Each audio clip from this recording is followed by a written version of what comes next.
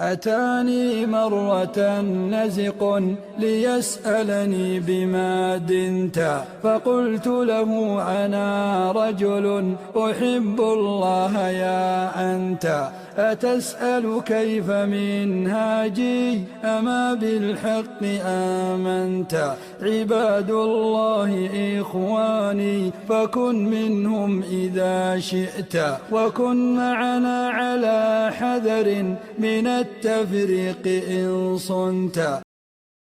أعمالنا من يهد الله فلا مضل له ومن يضلل فلا هادي له، واشهد ان لا اله الا الله وحده لا شريك له، واشهد ان محمدا عبده ورسوله. اما بعد، يا ايها الذين امنوا اتقوا الله حق تقاته ولا تموتن الا وانتم مسلمون. يا أيها الذين آمنوا اتقوا الله وقولوا قولا سديدا يصلح لكم أعمالكم ويغفر لكم ذنوبكم، ومن يطع الله ورسوله فقد فاز فوزا عظيما. ثم أما بعد، إن الأصدق الحديث كتاب الله، وخير الهدي هدي محمد صلى الله عليه وسلم، وشر الأمور محدثاتها، وكل محدثة بدعة، وكل بدعة ضلالة، وكل ضلالة في النار. I bear witness there's no one worthy of worship except Allah subhanahu wa ta'ala, and Muhammad sallallahu alayhi wa sallam is the last and final messenger, and there will be no messengers after him. And we send our peace and blessings and salutations upon Muhammad sallallahu alayhi wa sallam. And at the same time, we also send our peace and blessings upon the Sahaba radiyallahu ta'ala wa ajma'een. And it was their effort, their hard work, that we stand here today and we worship Allah subhanahu wa ta'ala. If it wasn't for them, then none of us really would have got this religion the way we got, the way our fathers got it. So really, today, as we all know, we are in the blessed month of Ramadan, and it is very hard to believe that some of you are still acting the way you used to be before Ramadan. Ramadan was supposed to be a time of change, where we could have displayed our change and become better every time. But looking at us, our state today, we haven't changed at all. And in particularly looking at the state of the school, and the bulk of us, majority of us, we are not even trying our level best in order to try to become good. And today I want to talk about one of the things, analogy given by Imam Ghazali rahimahullah ta'ala.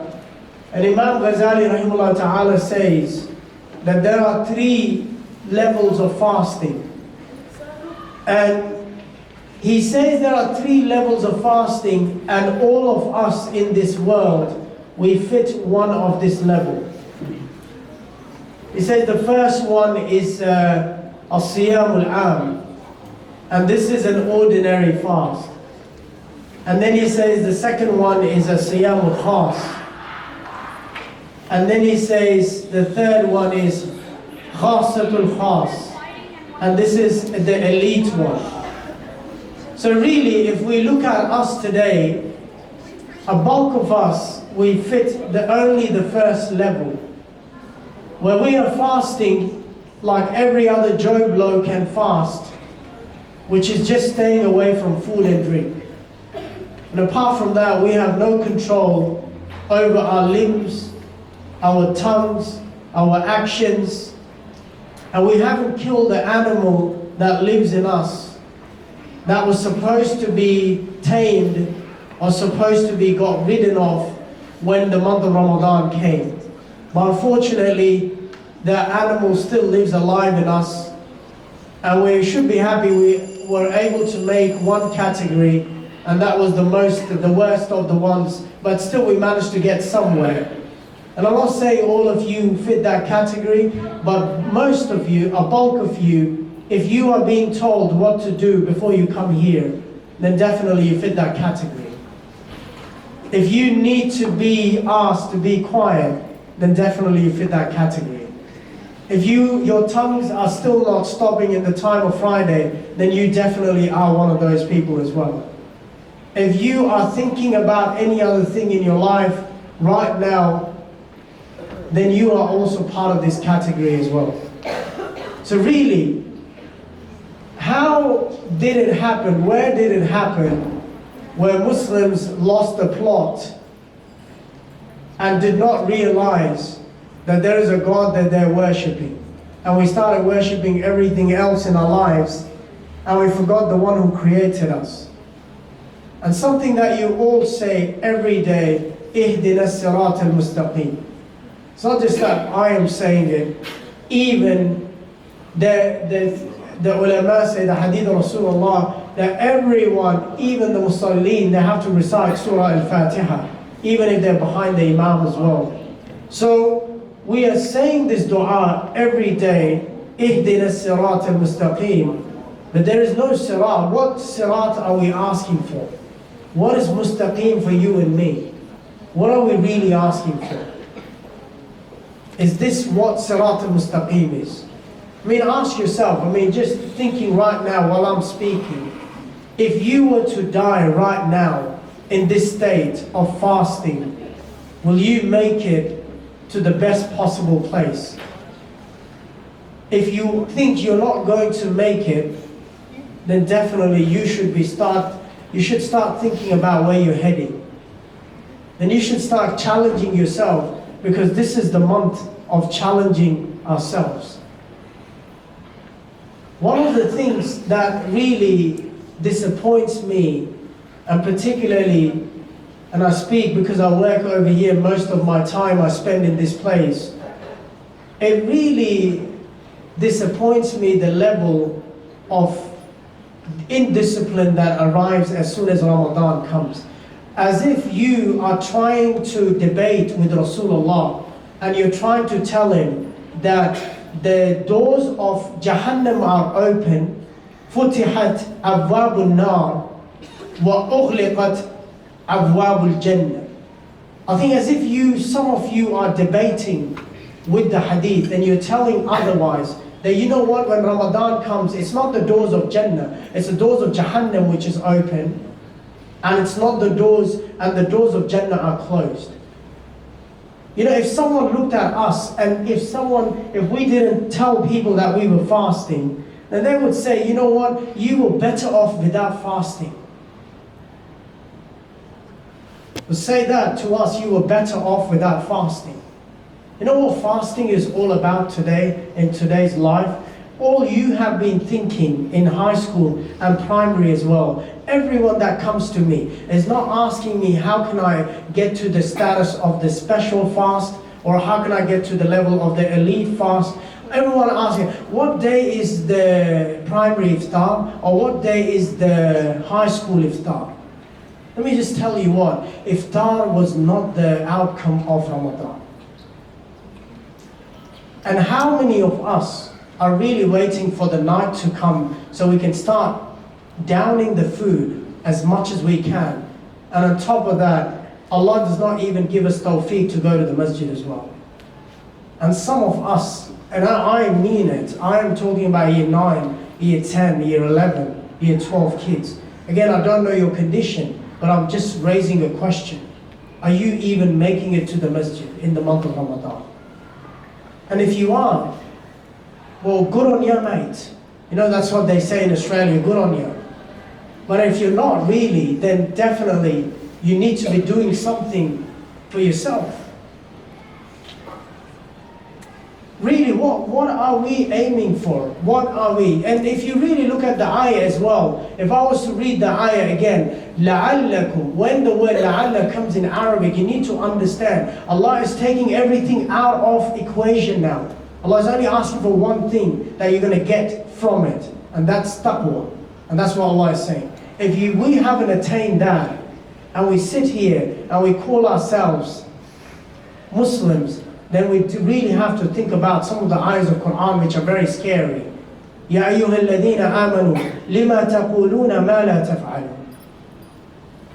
Why do you keep on saying the things you're never going to do? Everyone over here, mashallah, is fasting. And you know what? I congratulate you, you're fasting, mashallah.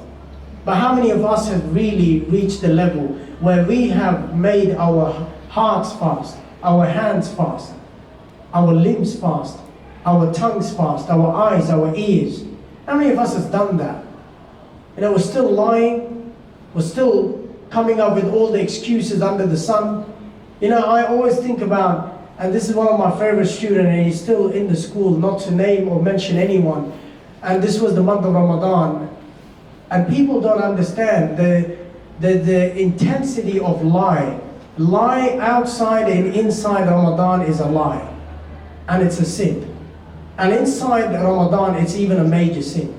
And you know, I asked him, where's your homework?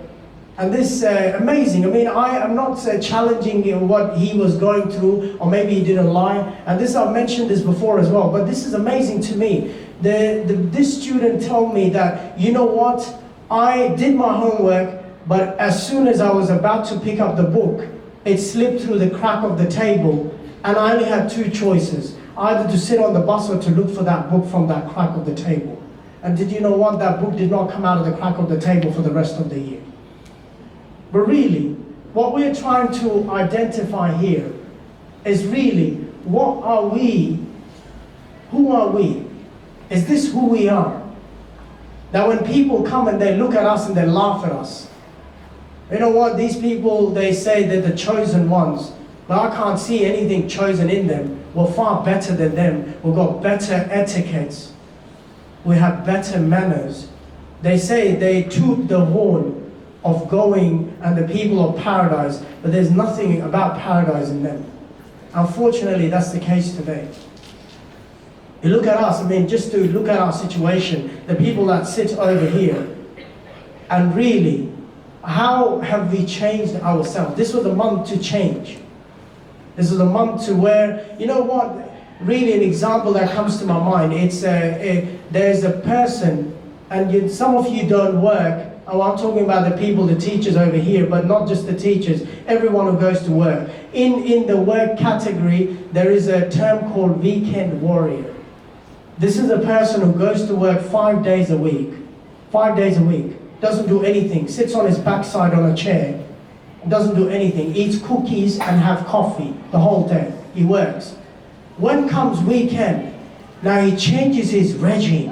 What does he do? He wants to play basketball on Saturday. Wants to play football. He wants to go hiking. He wants to climb a mountain. The next thing you know, Allah yarhamuhu, he's in the hospital, broken his back and his legs and everything else. And that's exactly like some of us over here, the Ramadan warriors. We've never fasted in our lives, the 11 months of our life. We've never trained our souls. Never have done anything. When it comes to Ramadan, mashallah, we are geared up. Our hearts haven't changed. We put all these clothes, you know, the jubbah that we got from Saudi Arabia, we'll put it on. And we'll put some kuhul on in our eyes as well, and some perfume, and go to the Taraweeh. The next thing that we know, we are carried to the hospital. Why? Because we had dehydration. By the end, we were trying to break our fast, but we ate so much that our bellies were popping out, and then we stood in the Taraweeh, and then we heard people, their minds, their everything, by our burps and whatnot. And after that, the only thing we had to do was to fall on the ground on our faces, because we didn't know what prayer was like. When the Imam started reading Surah Al-Baqarah, we thought, you know what? This is going to be really small. I'm going to cruise through it. But you realize there's 287 verses in the surah. And the next thing that you knew, you couldn't come out of it. And the only thing you could find was a bed in Blacktown Hospital or Northwest Private Hospital, somewhere there. So really, this month was not there to jump into it like a warrior. There was months before that, so we train our souls for it, so that we change ourselves. And then really what we complain, that we complain about being tired. We complain about all the other things in our life, that I'm feeling sleepy, I'm lethargic. But when it comes to becoming the nuisance in the class, mashallah, no one's tired. We're going to do it till the end. But when it comes to learning, I'm too tired, so I'm fasting today. My head's hurting. But in order to, when it comes to disciplining your soul, you're not tired for that. Really, ask yourself, I want you to challenge yourself after this khutbah. What do you want to achieve out of this? Do you want to be part of the dua that Jibreel made and the Ameen that Rasulullah said? Rasulullah sallallahu alaihi wasallam was climbing the minbar, and Jibreel alayhi salam said to him, whoever finds the month of Ramadan and he is not forgiven and he does not seek forgiveness, may Allah destroy him. You know what Rasulullah sallallahu alaihi wasallam said? Ameen. And some of us fall in that Ameen. We know who we are. I don't have to point fingers. We're part of that dua. He made that dua 1440 years ago. To be more precise, 1435 years ago. And he said Ameen to that dua. And we still are falling in that trap for all that time. Ask yourself, really, this is not, we are playing with ourselves. We need to change. There's no one else to blame. You know what? They say, and this is, no one to blame right now. There's no shaitan as well. Iblis is gone. Stop blaming him. He's on a holiday right now. You know, people go on a 4 weeks break. He's on a break right now. Give him a break. Now's the time to change yourselves. Ask Allah subhanahu wa ta'ala, really, there's a day that I come to this place, I stand over here, and I don't have to tell people what they have to do. I come over here and I deliver the message and I find the people, and Allah makes us even closer to the Sahaba, where we come and we know how to sit down and how to conduct our prayers. أقول قولي هذا استغفر الله لي ولكم فاستغفر الله إنه هو الغفور الرحيم.